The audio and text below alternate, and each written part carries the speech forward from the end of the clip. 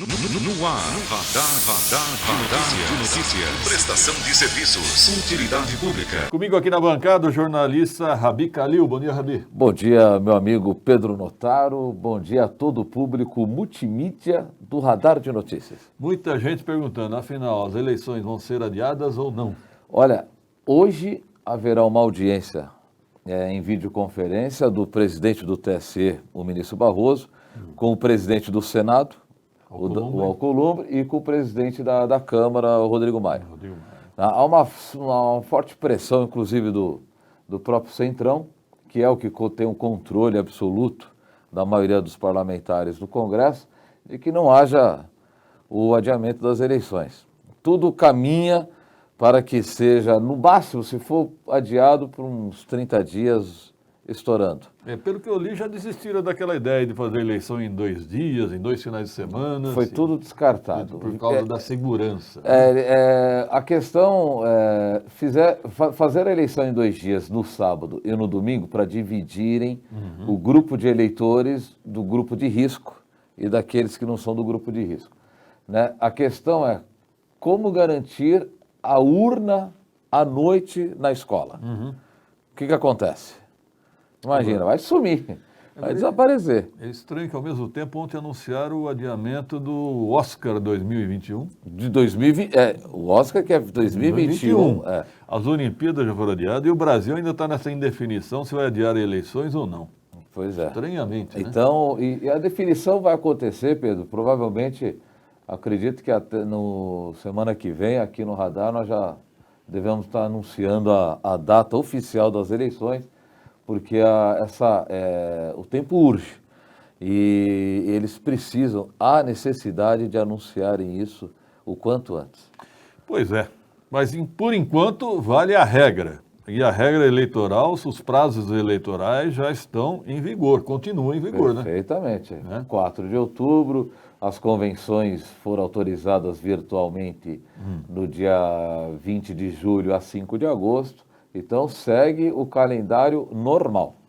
Tá. Ô, Rabi, há uma polêmica aqui. O doutor Leonardo Freire, advogado, conceituado em Guarulhos, ele está me corrigindo pelo seguinte: eu tinha a informação, ou eu tinha a convicção, melhor dizendo, que as enquetes estariam proibidas. Perfeito. E ele fala que não, que as enquetes ainda não estão proibidas, só estarão proibidas depois das convenções. A partir das convenções, exatamente. É isso mesmo? Então? Procede.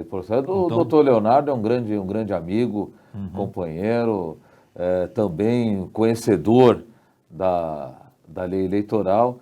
E assim, quando a pessoa faz uma postagem, entende-se, né? Quando a pessoa faz uma postagem na sua página, perguntando, entre o candidato A e B, em quem você votaria?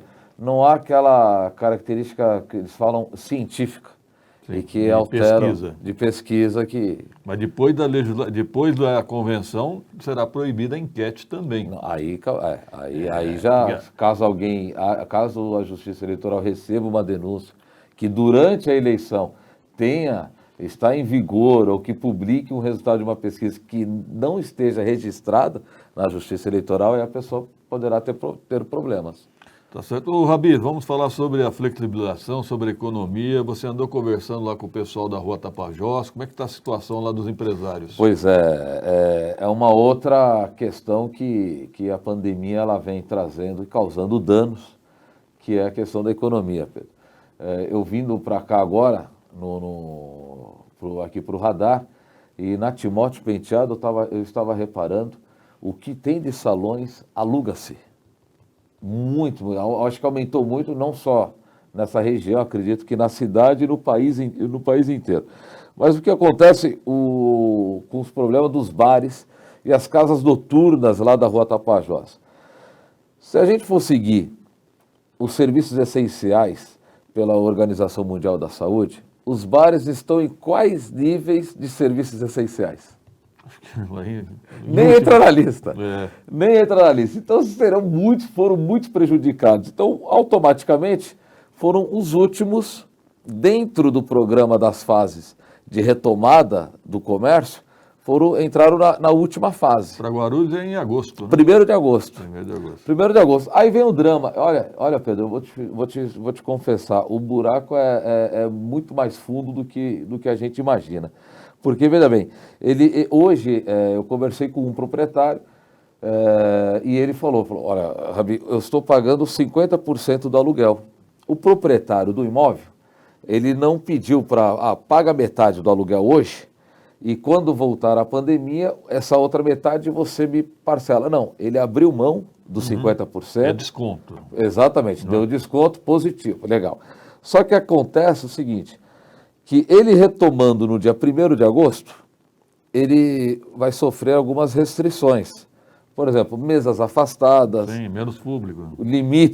Limitar o público. Aí é que mora o perigo, porque ele falou, eu só vou lucrar se eu tiver a casa cheia, né? E a partir do dia 1º de agosto, eu não pagarei mais o aluguel de 50% e sim o valor integral.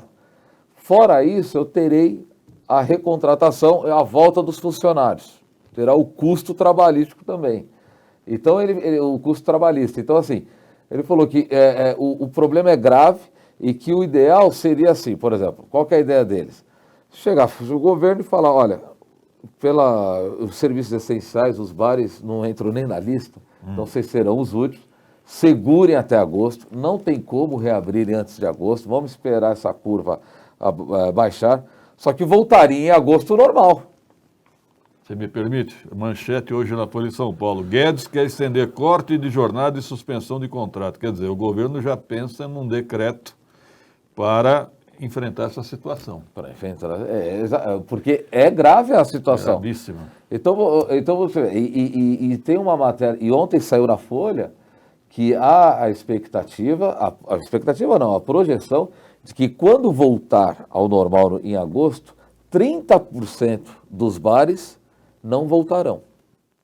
Eu acho que é maior. Fora daqueles que já pararam, que né? já declararam. Olha só, se você pegar pela média aí 10 funcionários por bar, de 100 bares, 10 funcionários, serão 300. 30% fechado.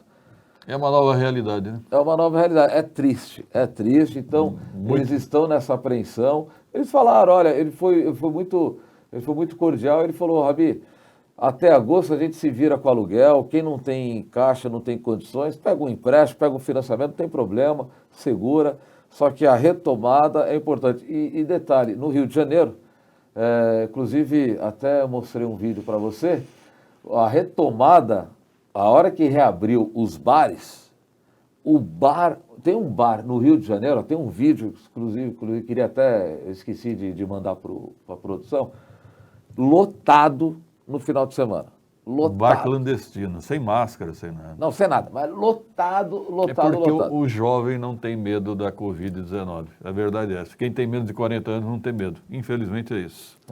Então essa... Agora, vamos observar o seguinte, daqui a pouco o secretário de governo vai estar aqui. Ontem o Jornal Nacional mostrou Guarulhos com os ônibus lotados, hein?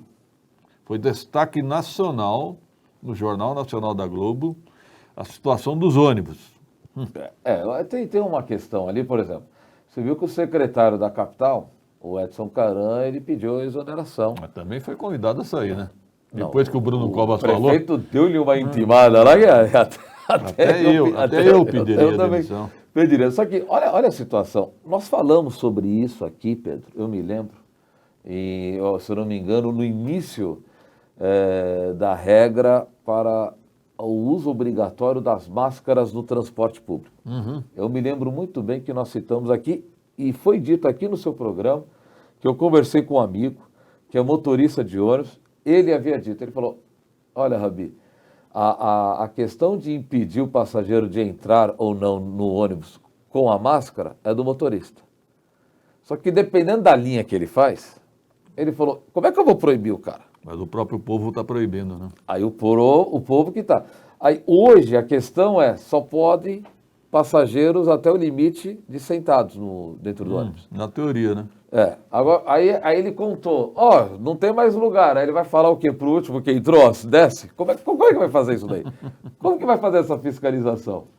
Entendeu? É complicado, Pedro. Muito complicado. É complicado. Obrigado, Rabi, pela participação. Eu que agradeço. Eu tenho sessão beijinho Rapidão. hoje. Tenho sessão beijinho. Parabenizar aqui a Celita, lá do Leblon, lá dos Pimentas, o Zé Pedreiro da Vila União, a Maria da pizzaria lá no Palmira, que inclusive fiquei chateado com ela ontem, que ela falou que vai acordar cedo para te ver e não me ver aqui no programa.